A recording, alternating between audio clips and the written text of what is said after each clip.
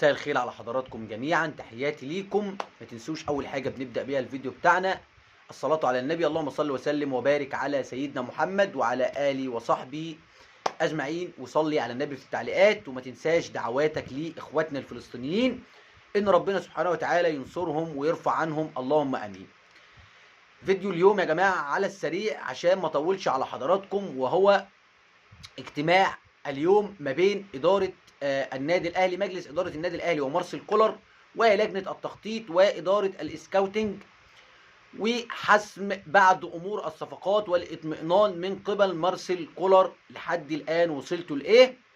وحديث الساعه اليوم، وهي صفقه حديث السوشيال ميديا اللي الناس كلها بتتكلم عليها.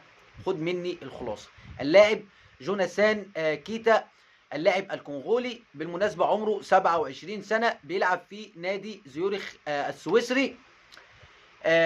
اللاعب أنا قبل ما أطلع مع حضراتكم يعني اتفرجت له على حوالي 3 ماتشات، كل ماتش زي ربع ساعة كده. مهاجم حلو مش بطال، أي نعم أرقامه مش كويسة قوي، وبالمناسبة عنده مشاركتين دوليتين ما أحرزش فيهم أهداف، ولكن اللاعب تحركاته جيدة، واتفرجت له على اهدافه برضو جيده.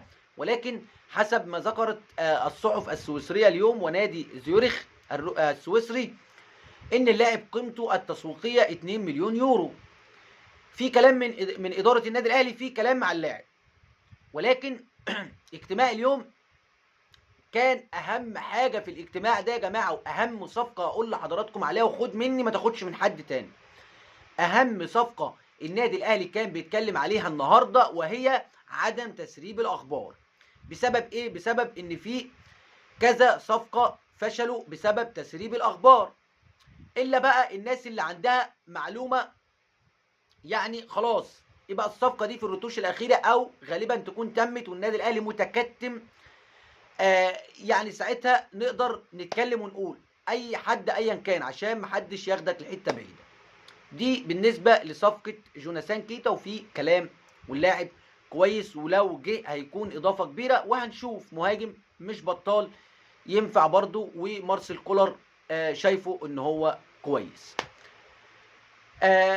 اليو ديانج خلاص اخر مباراه هتكون لاليو ديانج، او نهايه الموسم لاليو ديانج غالبا هتكون بعد مباراه بيراميدز يوم 22 اعاره، وان شاء الله لنادي الخلود السعودي. وهيكون في تعامل ما بين اداره النادي الاهلي ونادي الخلود السعودي الايام اللي جايه دي.